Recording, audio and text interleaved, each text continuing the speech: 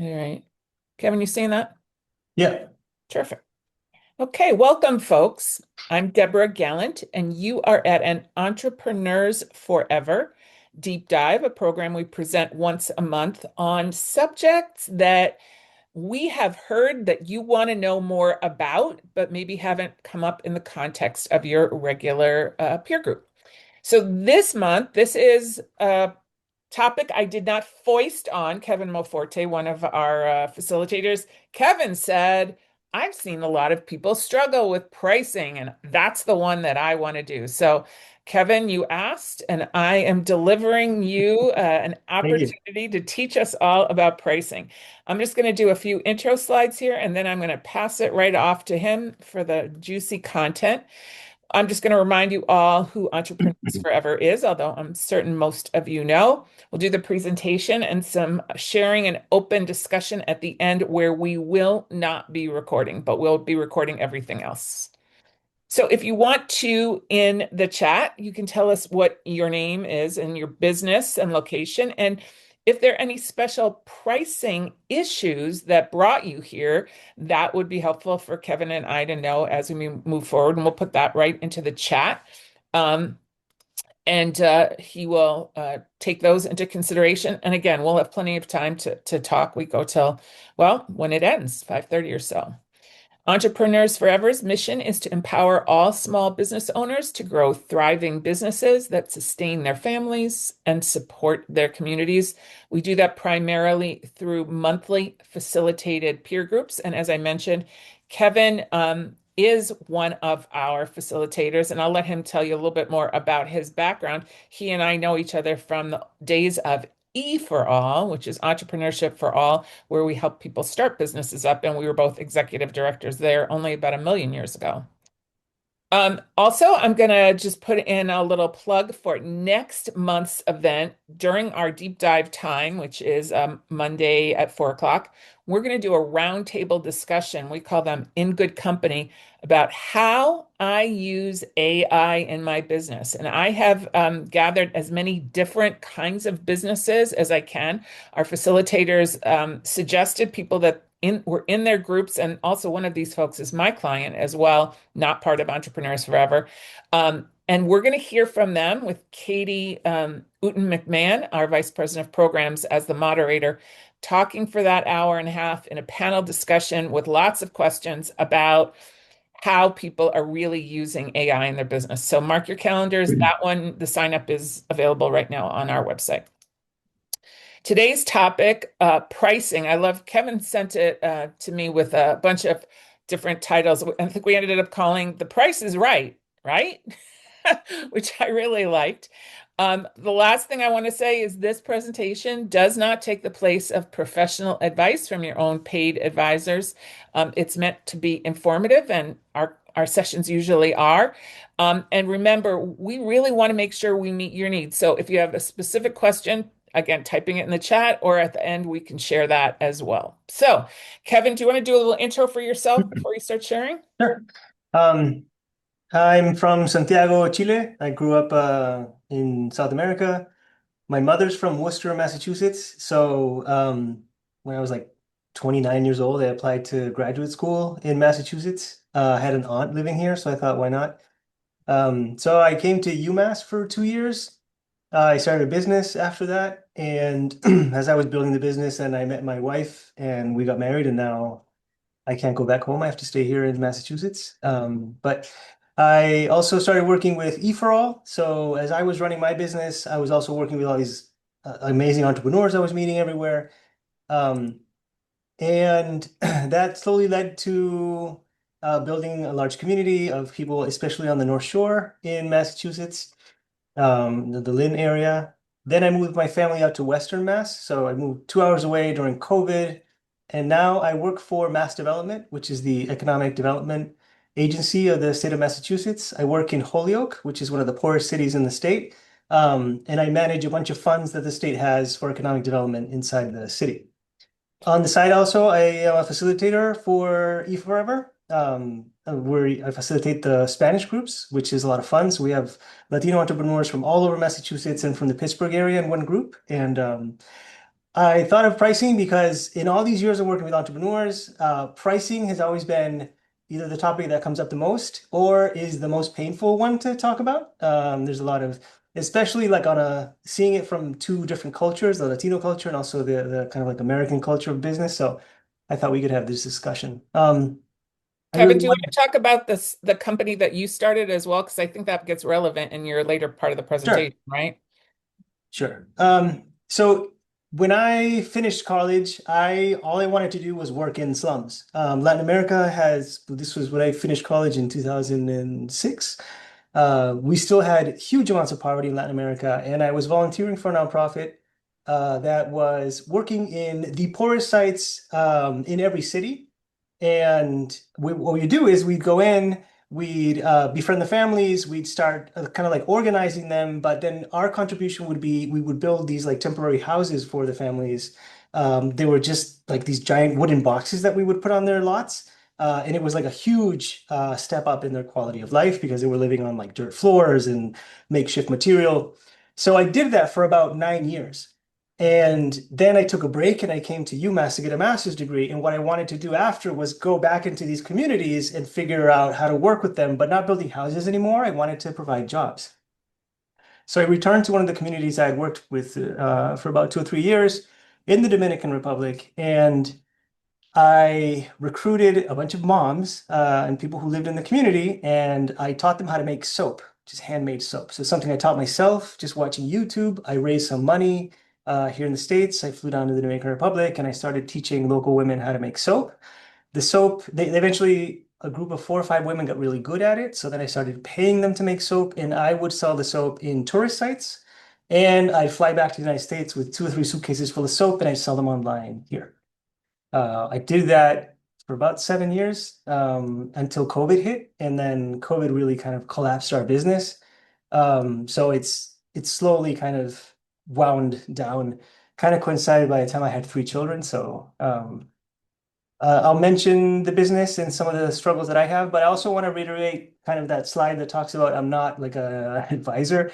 Um, I am also just like somebody who tried this out, somebody who's talked to a lot of entrepreneurs, somebody who's like seen what people have tried and have worked for them.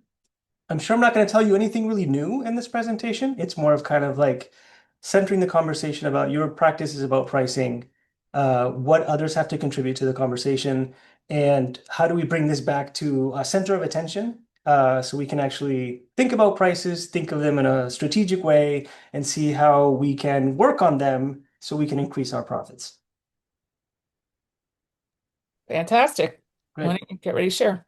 Okay, perfect. So I'm going to, like I said, I'm going to go over, I can give you, let me just share my screen here. Okay, do people see the, We do. okay, perfect. I have never done this before with two screens, so this is amazing. Okay, I get to see We're so everybody. proud of you. I know, I get to see everybody and I get to see my slides. This is perfect. Okay, so stop leaving money on the table.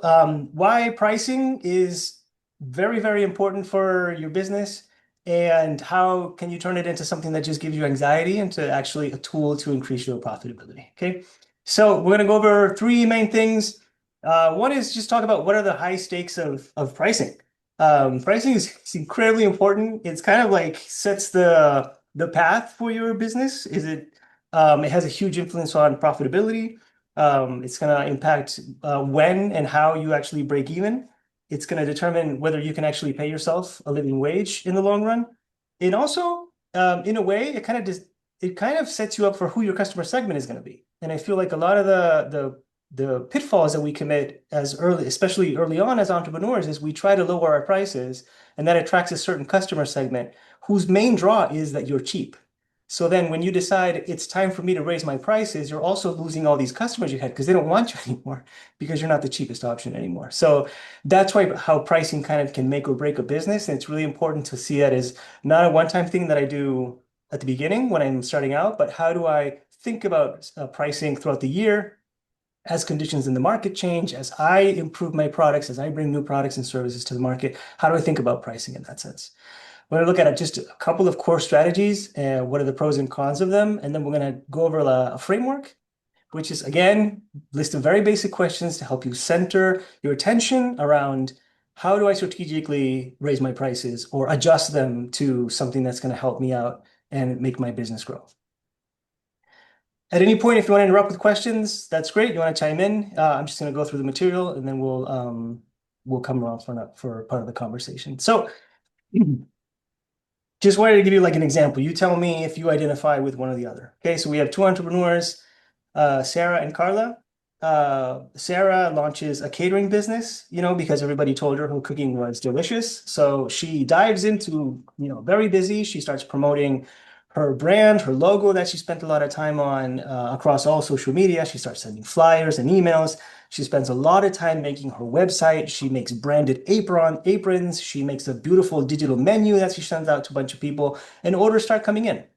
And people start calling and saying, hey, I have this event for this amount of people. I would like these items. How much is it going to cost? Hey, I need a rush order for this weekend. How much is it going to cost? So she's really excited about putting the menus together and organizing her crew. But then when they ask her for a quote, she kind of sits down with a napkin. She starts jotting down, well, I'm going to spend this amount of materials and this amount of ingredients, and I got to get there. And she starts sending out different quotes. She doesn't factor in her delivery time, the vehicle wear, the insurance costs, nor her own salary. How much is she going to take for herself? So what happens is after 2 months of working around the clock, Sarah is like sees herself really, really busy working a lot, but then her bank account kind of just like stays the same.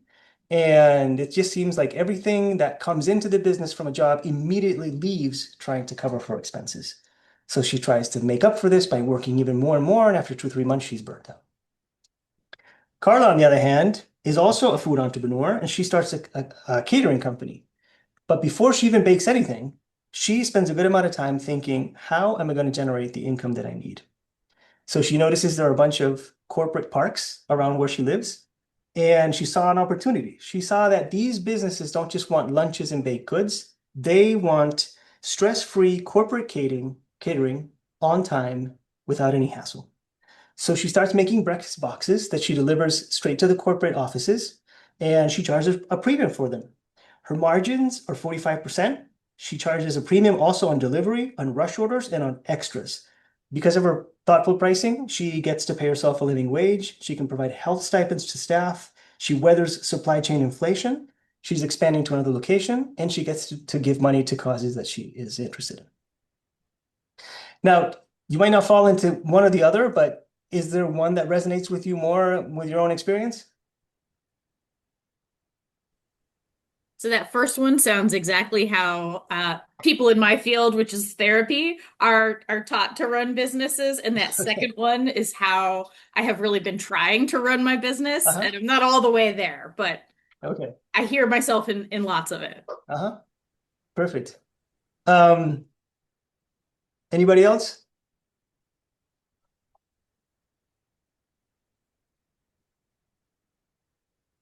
And we're gonna go over like kind of like the different types of strategies they're having, but also the question is, why does Sarah do that?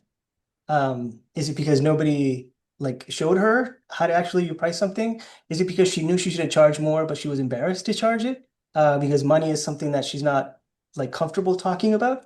Is it because she thought if she didn't charge, if she, maybe she looked around and saw like this is what other catering companies are charging, I got to match their price or be under that to be competitive. And I that was think their people interest. also get in the trap of, well, I wouldn't pay that much, so I can't expect a customer. And the mistake is that assuming that you and your profile about this product or what you'd pay represents what your potential client or your ideal client is, right? So Sarah might not ever pay, $25 for a breakfast box, but that corporate client of Carla's doesn't think twice about it, right? And we're going to get into why that is and why that's where the opportunity lies. So, um, and during your journey, hopefully, if you started off as Sarah, you finish up like Carla. That's kind of like everybody can get to Carla. So that's kind of where we want to focus the conversation. Okay. So just to take the temperature in the room. So We got um, we got some polls we got for you. some polls for you guys. All right, so let's get the polls open. Where's my host tools? Do you need me to stop sharing? I no, I think I can run it while you do it. All right, so let's try the first one. Oh, there you go. How happy are you with your current prices?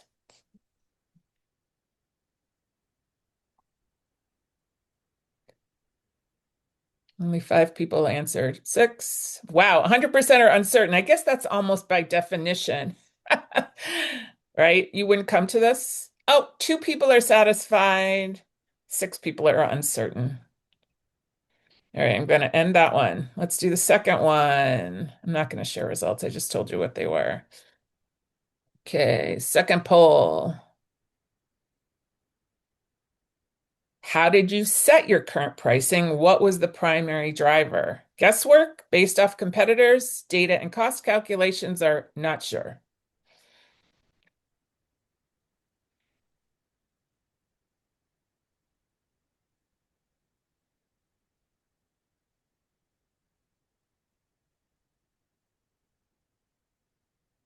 All right, one more second. There we go. All right, I'm going to end the poll. Kevin, did those results surprise you? No, pretty even. Actually, I'm a little surprised there's no not sures because I thought we'd get some. I don't know how I got there. I think those people answered guesswork. Okay, and the last one, I feel like I could have put D, all of the above. all of Yeah.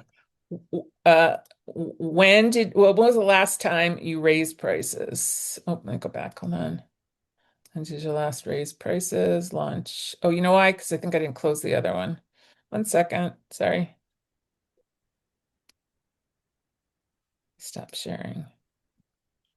All right. Back. There we go. When was the last time you raised your prices?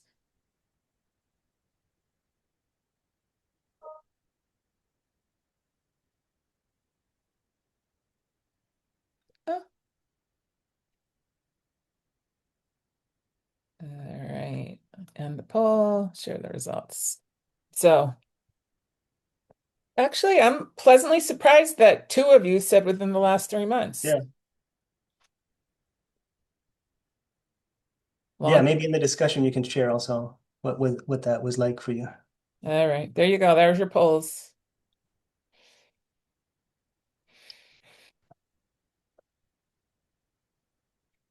So I guess the interesting thing on the third one is what hesitation or fear has held you back from raising prices? Does anybody want to share?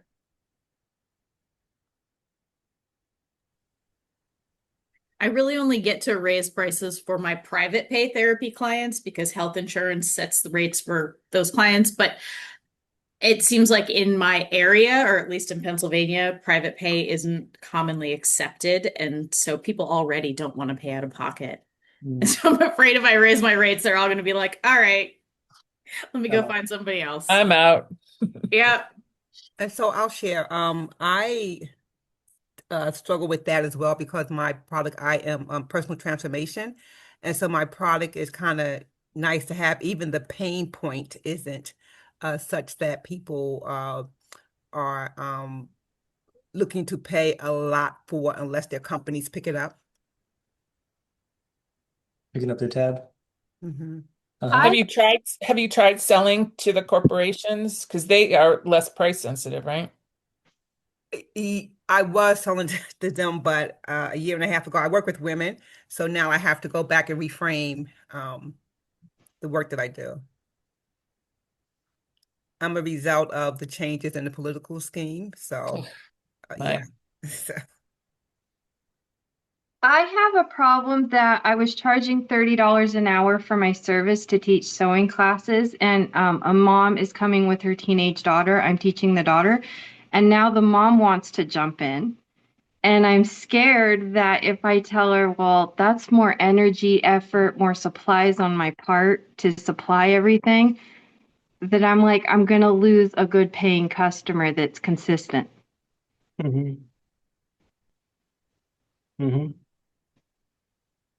Is it twice as much work to teach them together?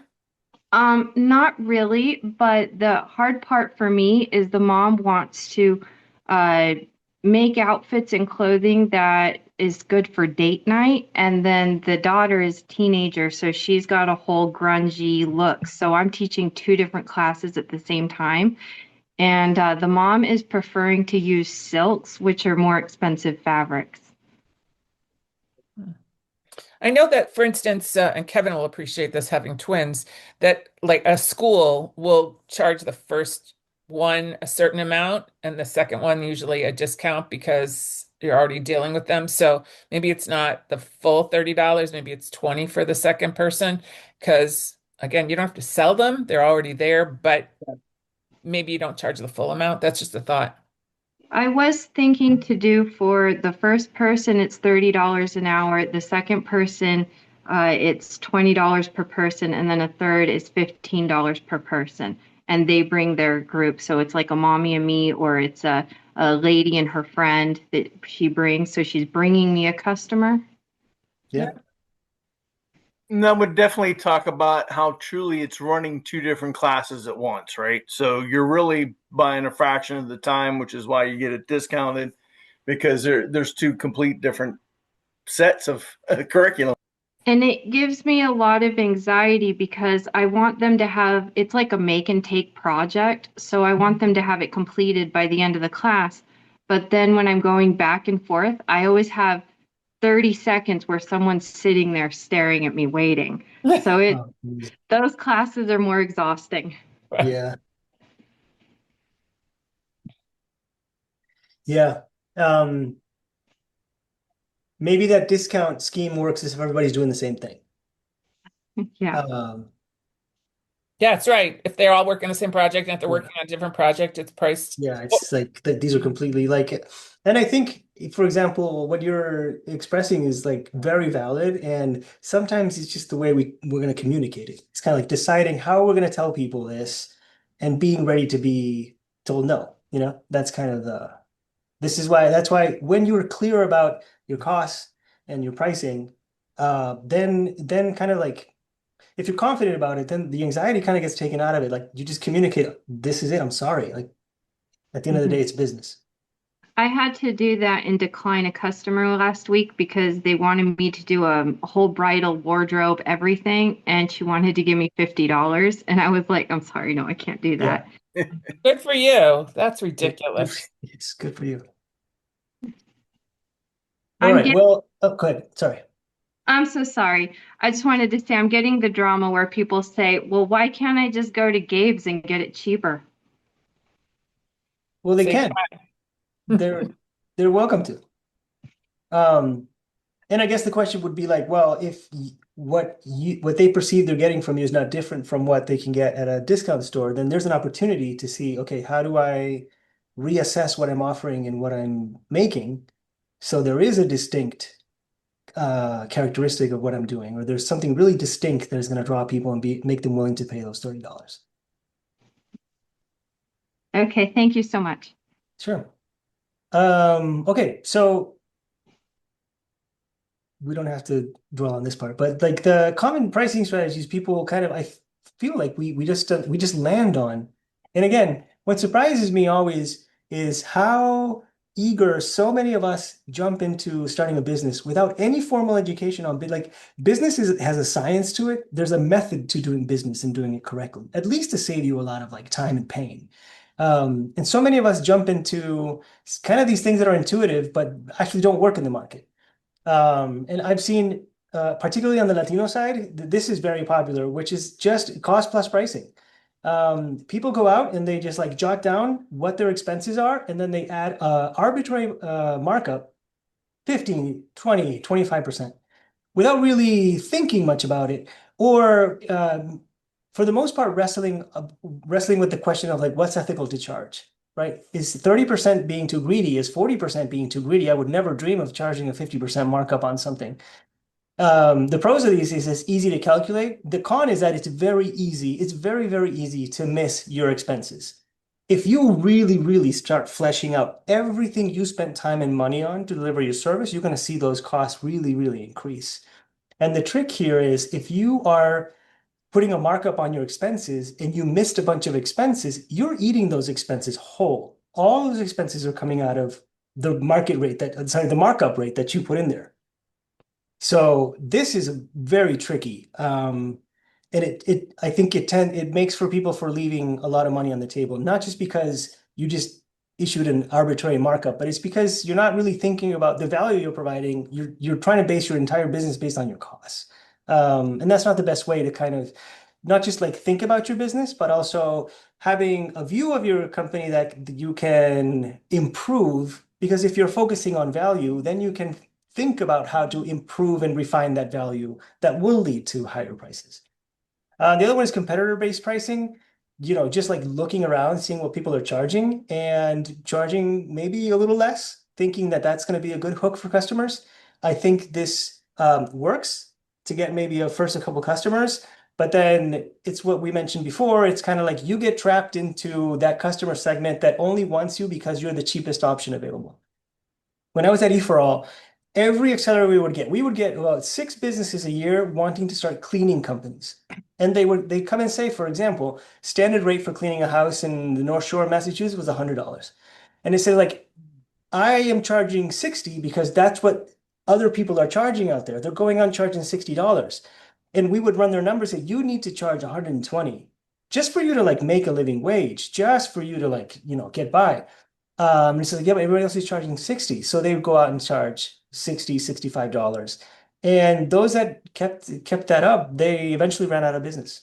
It's completely Or unsustainable. they tried to raise prices to their customers, and the customers go, I hired you because you were $60. I'm not paying Exactly. 120. Exactly. When it was time to raise prices, they had to start all over again. Because the customer that is with you because you're cheap has no brand loyalty. They are loyal to the price tag. And so in some ways, those are the worst customers. I say as one who I go to the cheapest supermarket. I do things that I'm just trying to get the cheapest option. I have no loyalty to those brands and those instances where I'm just a customer. Um, Look at this example, for example. Now, this is a different way of looking at it, of how we can focus on value to be able to um, uh, think about how we price our items. So we got Wegmans on West. Is there Wegmans in Pennsylvania? Yes. Okay. So Wegmans. So Wegmans is like a premium store experience. You walk in and like everything looks clean, looks nice, everything's spacious.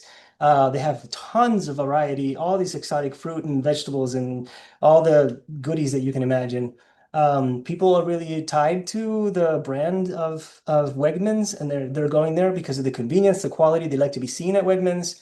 And Wegmans has high gross margins that allow, to pay their staff really well and to have, a butcher in-house and have somebody who makes the Greek yogurt right there. I took a picture that this is a picture of like their produce section. This is what it's like. And then the other example is like Aldi. Aldi's like an ultra lean operational efficiency kind of everything is down to the bare bones. You have to give a quarter for you to be able to use a cart. There's barely anybody in the store to answer any questions. The stores are super small. They keep a very small selection of stuff, and they have incredibly thin margins. What they go off is on like volume. The thing with this is neither strategy is better than the other. These are both very profitable businesses. It's just that where they chose to provide value, they are extremely good at it. So I'm not trying to disparage anybody who's thinking I'm going to make my space in my market. I'm going to make a space for myself in the market by being the cheapest. That is valid. It's just that you got to know what you're getting into when you go in that. At the same time as you're going to say, I want to be the most premium, best brand in the segment. That's also going to bring us challenges. But I think especially for startups, trying to be the cheapest out there is not sustainable in the long term. Okay.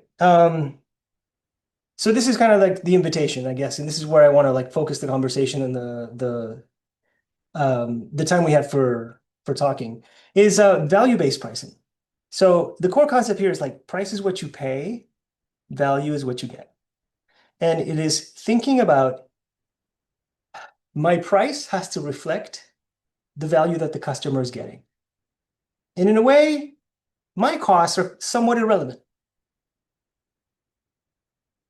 The customer is going to pay what they perceive the value that they're getting. Okay.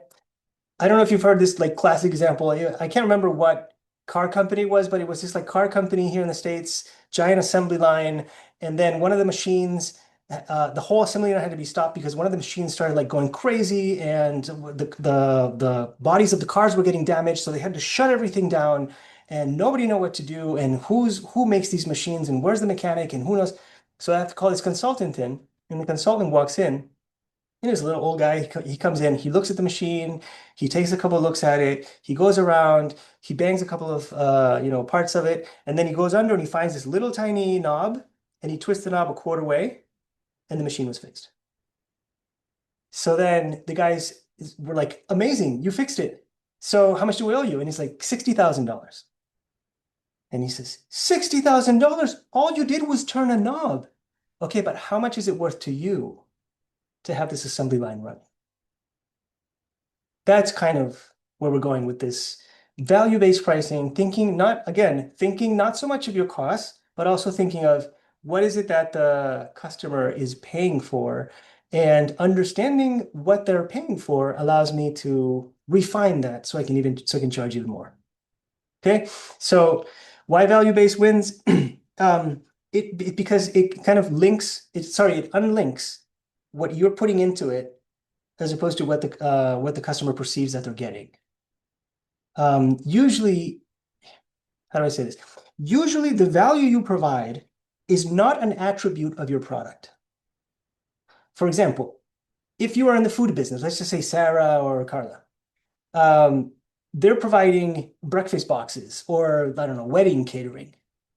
The value they provide, sure, that the food is like delicious and that people don't get sick.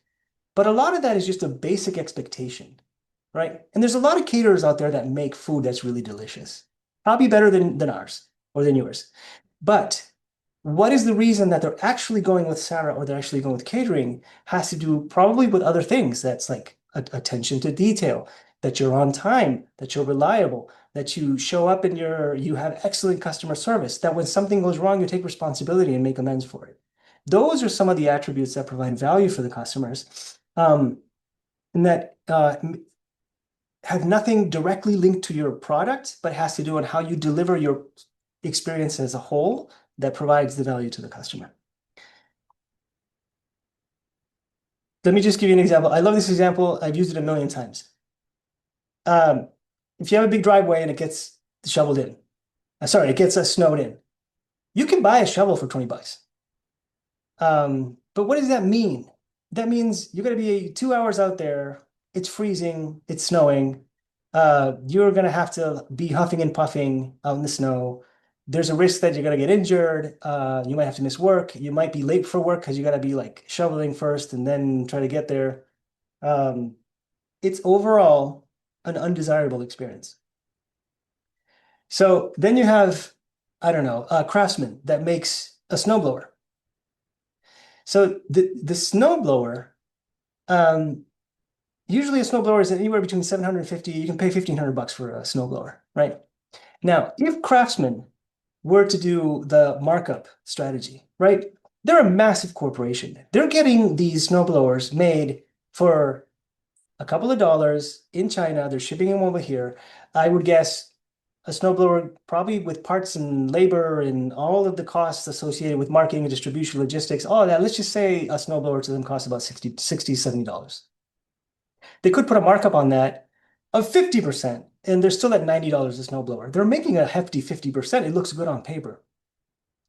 But what they're telling you is not that when you look at a commercial for like a snowblower, they're not telling you, hey, look, we're super efficient at making snowblowers. So our snowblowers are the best because we are super efficient at putting these machines together and sourcing all the materials and putting them, in your local home improvement store. What they're telling you is with this machine, you don't have to go out in the snow for 2 hours. You don't have to risk throwing your back or throwing your knee. You won't be late for work. You don't have to start sweating and risk a heart attack from being outside. You're going to be 15 minutes, you're going to be in and out, you're going to see the snow fly away, and it's going to be amazing. And then you're just going to like come back inside and enjoy some hot chocolate. And you get to drink hot chocolate looking out the window of all your neighbors who are still using a shovel. All right, but let's add the third alternative, which is somebody else brings a truck and clears your driveway for you for, I don't know, $50 every time. How would you compare that? Me? Yeah. Oh, well, if it rains 20 times, if it snows 20 times in a season, am I willing to pay what that's going to cost? If there's snow at the same time, this guy can't like schedule me. The person who's shoveling the driveway can't schedule me. I mean, I can't be the first one, some well, prompt when it tips. snows, he's got to go get to everybody. And I don't know if Right. I'm first in line, I'm 60th in line, but that guy's going to be working all night and all day, and who knows when he's going to get to it. And I need to get to work. My kids need to get to school. I need to go somewhere. So it also, there's a element of control, obviously, of this. And that's going to be appealing to some people, to others, it won't. But that's where this is how a snowblower manufacturer is going to tell you is going to communicate the value of your product and you're going to get it. And then you're going to see a price tag of $750. And you're not going to be thinking, but it probably cost them $70 to assemble this. Why do I have to pay $750? It's because you're looking at the snowblower and you're imagining all of the pain that you're not going to have to go through. And suddenly it's worth it. And you'll pay the $750. Great example. Is everybody, any questions on this? No? Okay, great. So how do I get there? How do I get to an ongoing strategy? So there's three things that are really important to do before we start thinking about the value bases. And first of all is total cost floor. And you need to understand and put the time into figuring out exactly how much it costs from end to end to deliver your product or service. And I'm saying everything. And it's worth sitting down and looking at a week or a month's worth of work and tallying every single expense you have, because that is going to be the base for which that's going to be your minimum on which you're going to start negotiating, right? That's a floor. And then you're going to have to decide how low can I go? If Motley Muse, for example, with the sewing kits, if she actually tallies everything and she's realizing that her minute, she's just to put an hour of class out there is actually $22. She can't let a second person join the same hour for $18. This is like the bare minimum of kind of like understanding the understanding your own costs. Second is market alternatives. It's always good to look around and see what other people are charging and how they get away with charging what they're charging. So if there's somebody out there who's somebody who's like really, really has a price much lower than yours, a lot cheaper. How do they do that? How do they get there? What is the magic that they're doing that allows them to be as cheap? There might be others that are charging twice as what you're charging, and they seem to be always busy. How do they do that? What is it that they offer? And looking around and seeing what those market alternatives. Also, not all of your competitors are in your same industry, right? Not all of your competitors are in the same industry. So, for example, let's just say McDonald's, in terms of like the kids and their Happy Meals, McDonald's doesn't just compete with like Burger King and other fast food restaurants. They're competing with, what do I do with my kids on a Saturday afternoon? I could take them to McDonald's so they can, have some junk food and play in the play park they have, or I could take them to a bowling alley, or I could take them out for a hike, or I could. So who are the other people that you're competing with, especially if you haven't experienced that you're And I saying? think, Kevin, in number two, one of the most important notes that you have here is when it's something like what Miranda or Sandra give, frequently the alternative is do nothing. Oh, do nothing. Yes. Or do your own internet research or go take a book out of the library or it may not be hiring someone else. It might be ignoring the problem and hoping it goes away. Exactly. So, uh, so I just want to give you an example because I did this with myself. But you didn't talk about customer sensitivity. Oh, sorry. I didn't. Nope. Oh, my bad. Sorry.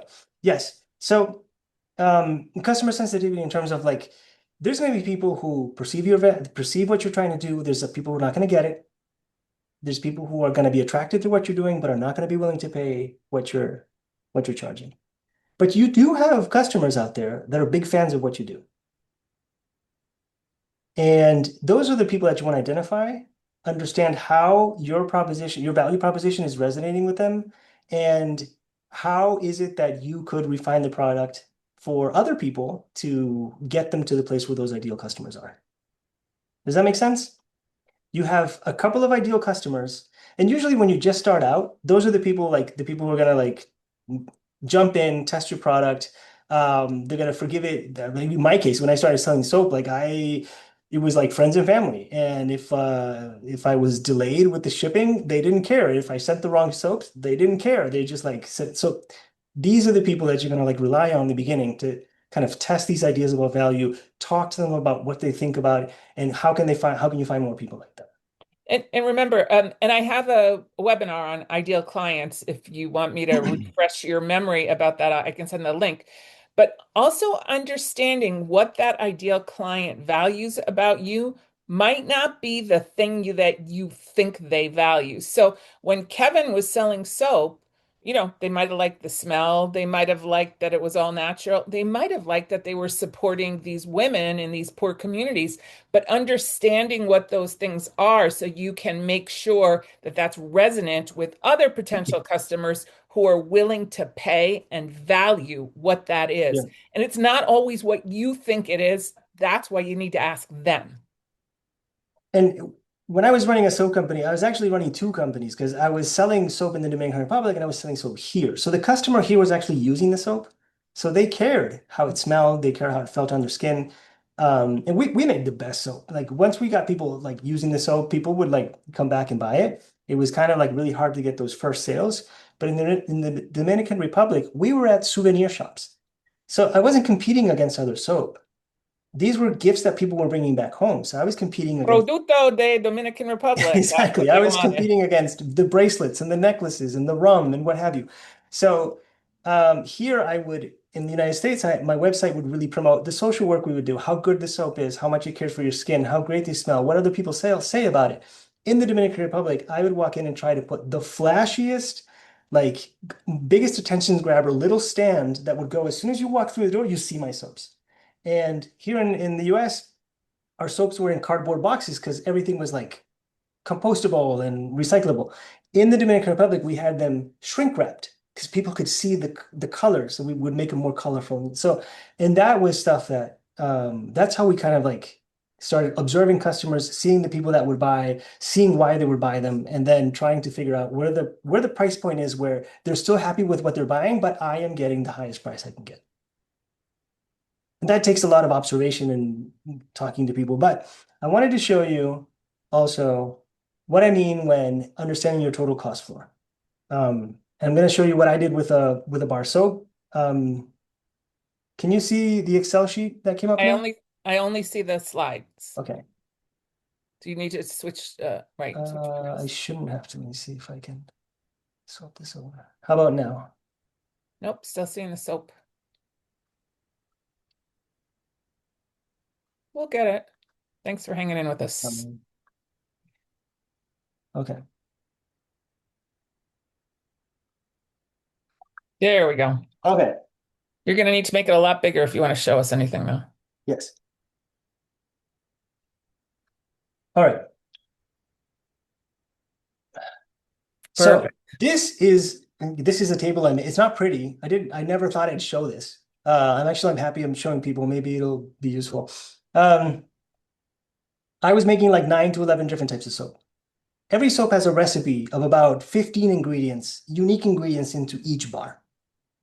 And I didn't know how much it was going to cost me. I just knew like some soaps require a lot of coconut oil. Coconut oil is expensive. Other soaps have a lot of olive oil. Olive oil is super expensive. So I knew I was paying more to make this bar and not that bar. And this is the one that was selling well, and this was the one that was not selling. And I was trying to like get the right mix of how can I make cost-effective bars that sell for a price that's going to leave me some money behind. So what I did was but you know, this for example, this is just the base oils that go into some of the soaps. You got soybean oil, olive oil, coconut, palm kernel, olive. Every bar has lye, has water. They all have different types of butters that go in. The way it smells, it can be a combination of any one of these. Every single one of these products not only costs something different, but they all come in different packages, which was menacing because all the recipes are in grams. So I had to translate. I'll give you an example here. Soybean oil, I was buying, see, I got to hear the size you bought it. So I was buying bins of 24 pounds. And I wanted to know how much does a gram cost me at this price, at the price that I'm paying. So I built this entire table trying to figure out the price that the size I'm buying everything in. How much does that end up costing per gram? And then here is where I would write the recipe for each bar of soap. So just to give you another example over here. This is crazy. This is a lavender bar that I would buy. Here I have all of the different oils that I would buy. This eventually I had to calculate all the, and I didn't know how to do this. This was before AI, so I had to like kind of like really research how do I set up a table with a formula that if I put this quantity and this volume at this price, how much is it going to cost per gram? I had to set this whole formula up. This is how I buy it. And then these are the grams that go into 36 bars of lavender soap. And after I would input the recipe for each one of these bars in here, all the way to the end, right on the top here, if I put this recipe's for 36 bars, I'm paying $98.23 for the whole batch.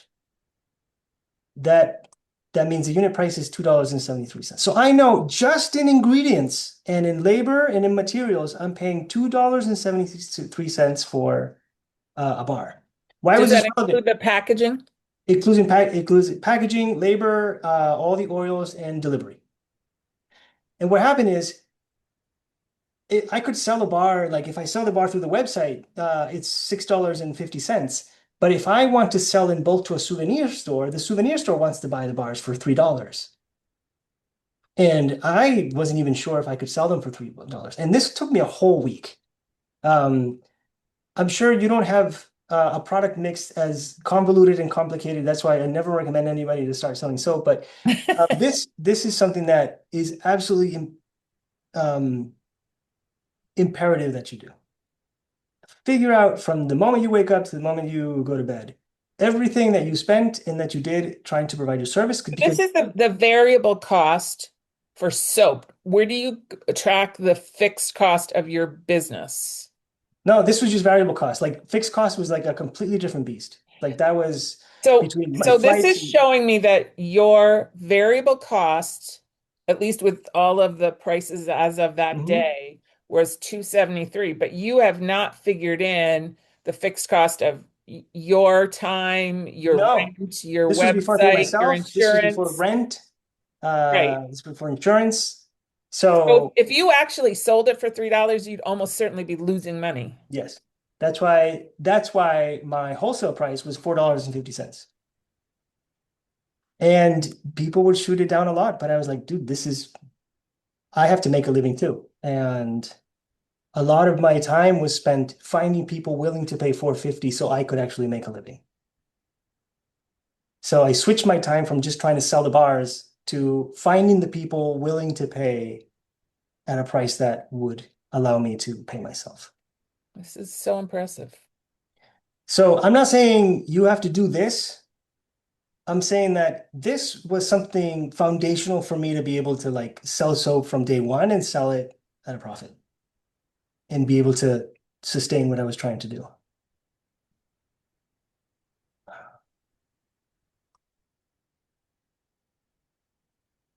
So basically, you are pricing by cost plus, not necessarily value. Well, that's where it gets interesting because I realized that yes, I would sell the traditional bars and I would sell, like, I'd never sell individual bars online. I always sold three packs because three packs was like the minimum for me to kind of like break even. So I had three packs on my website, but I knew when people bought a three pack, I didn't make any money with that. It was when people bought the 12 pack. It was when I would go to offices and companies and I would say, what are you giving your customers for the end of the year? Why don't you give them this soap with this story attached to it? And you're going to get a soap and you're going to get a little booklet in a neat little box. Those are the companies I could charge 12 bucks, 12 bucks a bar. And Jim, I think part of the reason Kevin is showing us this is if you don't understand your basic costs, you can't even play in the value area because, you know, if you aren't looking for the right clients and they, those gift shops wanted it at $3, Kevin had to know I can't I do can't. it at Yeah. $3. If you haven't run the numbers, you just don't know. It also saved me a lot of time in the sense of like, instead of going, it's like, for example, in the Dominican Republic, when I was there, all of these like wellness shops starting popping up in the wealthy part of town. So it made me go there and look at the soaps, like pretend I was a customer and see this. And I was like, they're selling bars for 15 bucks here. But I knew my catalog was not going to sell them. I knew the presentation I had was not going to sell them. So I went back and redesigned stuff and I'd go back and I'd try to tell them, hey, sell them on the ingredients, sell them on the quality, sell them on like how we're making these things. Like that was like what was gonna get them. So again, knowing what everything costs, seeing what alternatives are out there, and then understanding where the sensitivity is for my customers, that allows you to kind of weave your way into customers that are willing to pay or value actually what you're offering, and they're willing to pay a premium for it. Does that make sense? The alternative also is, I think, what the mistake a lot of us commit is like we have a product, we like the product, we design it on the way we would use it, we set a price that we would be comfortable paying, and we put it out into the world and see who bites, as opposed to seeing what problems am I solving by what I'm making, how much is that worth to someone, and then finding the groups of people who are willing, who are most excited about the value that I'm offering, or are willing to pay the most, or suffer this pain the most. That's kind of where I'm kind of hinting as the shift in kind of like pricing has to be a shift in observing my product and service as a solution, and I have to find people who need this solution and are willing to pay what it's worth and even more. Okay, so in that sense, once you kind of like find these groups of customers and you start cultivating them, then you don't really need permission to raise prices. You don't need to follow what the competition is doing. You don't need to only raise prices when your bottom line starts getting hit. You can raise prices when you think it's strategically ripe to do so. A company that does this all the time and nobody really complains about it is Starbucks. Starbucks raises their prices every 3 months. And then when people start making noise, they dip their prices a little bit. And then they start hiking their prices up again. And they have cultivated a group of people who love having the Starbucks logo like in their hand so much that they're willing to pay for these price increases. And as I was saying, I think Deborah mentioned this also, it was like, again, the direct attributes of your product or service are not always what is driving that extra value. Okay. It might be, again, like it says on the screen, speed of delivery or your response time. It might be the way you and your staff interacts with customers that provides the trust, safety, a sense of being seen and heard, being attended to, um, exceptional customer support and warranty, tailored expertise. Just think of like if you get a flat or you need to change your brake pads. Okay. Changing your brake pads is a routine thing you got to do to your car every now and then, right? Every 2 years, you got to change, 3 years, you got to change the brake pads on your car. Why do you go to the mechanic that you go to? Because any kid who's going to mechanic school is going to know how to change the brake pads, right? Why do you go to the mechanic that you go? So the attribute probably of why you're going to that mechanic has nothing to do with his ability to fix the car, because the baseline expectation is that he's going to fix my car without wrecking it, right? So why are you going to that mechanic? That is kind of the question that you would ask yourself. Where are there opportunities for me to provide that extra value to customers that would allow me to charge a little more or a lot more? Who knows? Does this make sense? Yeah? Okay. So, um, you're gonna get homework now. What we want to do is, Deborah and I created a very, very rudimentary, simple tool. It's just a framework and a list of questions that you can follow, just so you can start thinking about this. And it's not something you need to complete now. It's something that we're gonna like provide space and time now, so we can all kind of like work on it together, maybe socialize what we're thinking about. But thinking about these three things that we talked about.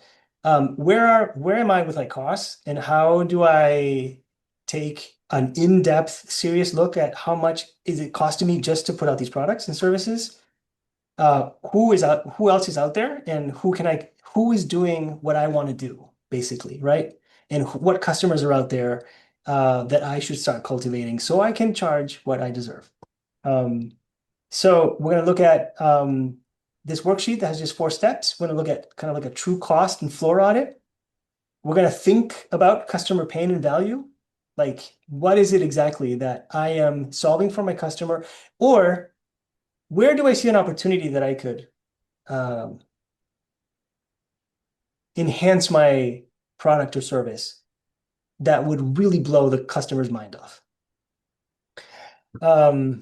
A competitive alternative analysis, and then 90-day pricing goal and action plan. Okay. So I just shared the worksheet, and within the worksheet, there's an embedded link to an actual Google sheet with some calculations that you can make on it. It's not meant to be the world's most in-depth look at it. And if you've never done a fixed cost, variable cost on your own business, you probably should do that anyway. But Kevin has some guidelines. So if you want to take it from here, they should have both of those now. So if you open up the worksheet on Google Sheets, please make a copy, because everybody's getting access to the same copy. So just please make a copy. And we have like the 4 parts here on the. We're just going to walk through them on the slides. Yeah, so we're just going to walk through them real quick. So first of all, kind of doing a real cost audit. Like, what is it exactly that you're paying? And again, you don't have to have this done now.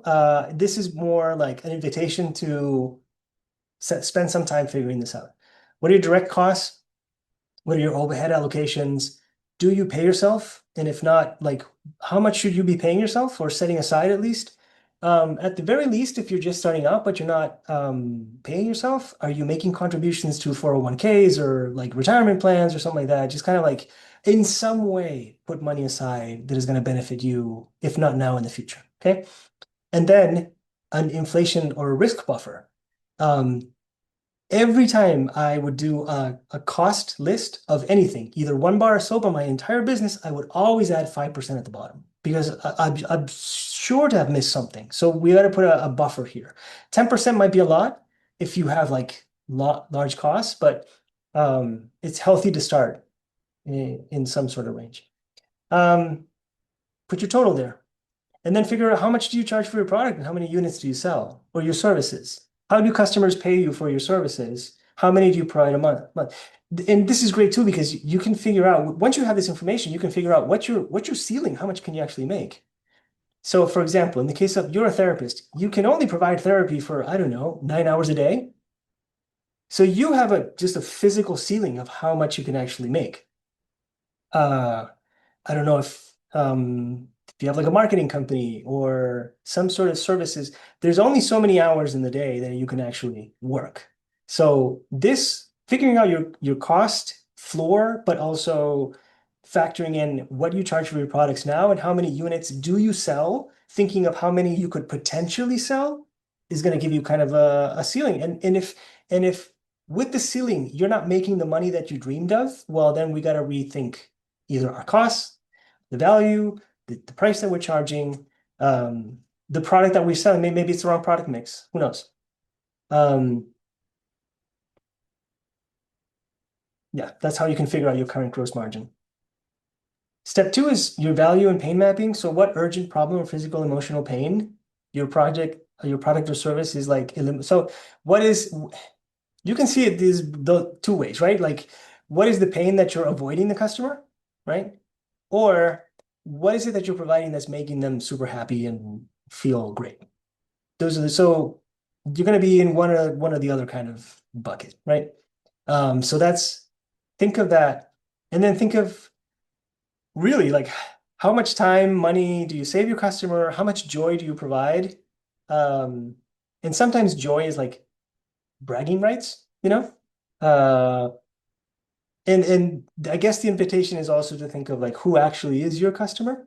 So, for example, if you bake birthday cakes, right?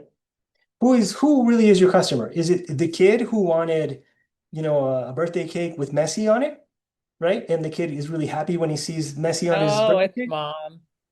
Or is it the mom? Because the mom gets to take pictures of, look at what I did for my kid, and then make all of the other moms jealous.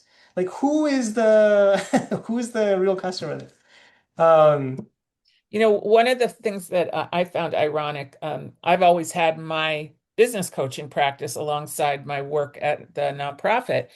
And somebody asked me what my hourly rate was, and I said it's $175 an hour. And the person's head was blown away. It's like, how can you get away with charging? It's like, if people have a profitable business, and spending a few hours with me helps them do that better. $175 an hour is the right price, and it shows that I value it and they take me pretty seriously. They show up for the meeting, especially when I make them pay in advance. So it's understanding and believing in your value. This is the problem so many of us have with sales. It doesn't feel like selling when you believe in the product and it's genuine. So I encourage you to keep that in mind and find your people who will reinforce that, whether they're your best clients or your friends or your therapist, because you need to have that self-confidence yourself, particularly when you're selling a service, to know that you're worth it so that you can do things like Motley Muse did and turn down somebody who tries to lowball you. Don't take it just because you're hungry. Don't do it. um, so and again, this is not a one-time thing. This is something you got to be constantly. I would go to souvenir stores in the downtown in the Dominican Republic, and I would just stand there and watch. When I would go to fairs here in the United States, I'd set up the table and then I'd just stand back and watch. And I would watch how people would interact with the table and in what direction would they move? What would they pick up? What would they put in?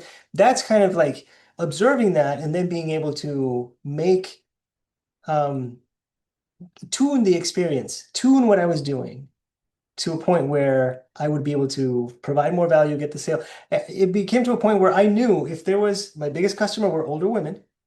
If an older woman came up to the table and she looked at the soaps and she picked one up and sniffed it, and if she smiled, I knew. It's like the Jaws theme would start playing in the background. I would move in and I would sell her a ton of soap. I'd talk to her and I would schmooze her and I'd sell the soap. So that's kind of like, but understanding kind of like um, how do I cater the experience that I'm providing so that they love what they're doing and they're happy to give me their money. That was kind Jim, of Jim has a question. yeah. Jim? So one thing I added to my cost calculation that I I kind of recommend people should probably put in, and that's the old R&D, right? With the advent of AI and technology, I'm going to have to invest money in figuring out how to keep my product on top of things, always looking to reduce expenses or new creative ways. So adding another 10 to 15% on your cost for R&D isn't going to do you any harm. Yeah. Maybe That's 25%. Hell, right now maybe 50. Who knows? yes. I hope not. Exactly. Yes. Things are changing and changing fast too. So now's the time to think about that. Step 3 is kind of like just taking a gander and seeing what's out there. And we shouldn't be afraid of looking around and seeing like who else is doing something similar to us, doing it really well, and what is it that they're doing really well. And kind of then there's two parts to this. The second part is like looking at the problem that you're trying to solve and seeing what are your customers doing now to solve that problem, and how can you make your solution, your product, your service way better than that. That's what's going to lead for you to being able to charge higher prices, ultimately. And again, when I'm saying like charge higher prices, it might be that you won't find, like in Miranda's case, it might be that you won't find someone willing to pay $250 an hour for a session. It might not be possible. So, but maybe 150 is something you could find a couple of people. And if you find 6 people a month willing to do that, then you can get by with the rest of the people that are on health insurance, right? And with those extra customers and the extra income, now you have some money to invest in. What else can I add to these customers to provide them value? Is it a book club? And I charge them to come to a book club. Is it peer-to-peer socializing events where, we all get together and we you know what I mean? We have these. So what other things that can you add? But again, it's getting in touch with those customers, being able to interact with customers that actually value what you're doing. Those are the ones that are worth thinking of in terms of how do I enhance the experience? Not on the ones that are just going to come to you because you had the lowest price that they found. All right, questions, comments on this? No, okay. So I have a question. yes. So the first part where you're looking at expenses. So what I'm thinking, and tell me if I'm on track here, is so I track my business expenses for my tax professional.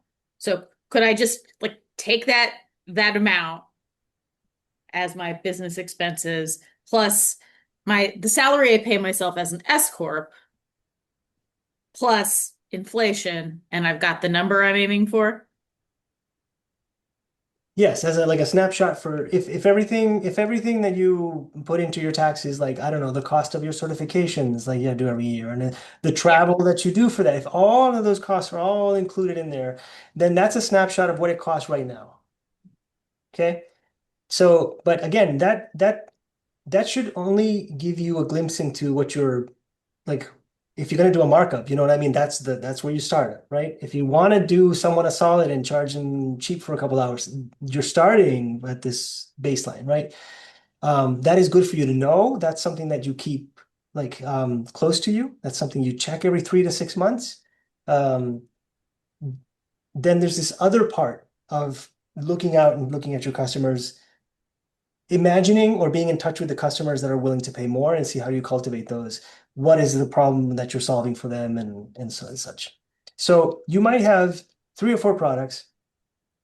And if you don't think you're charging what you should be making, if you think you're undercharging right now, well, You put probably a date to it.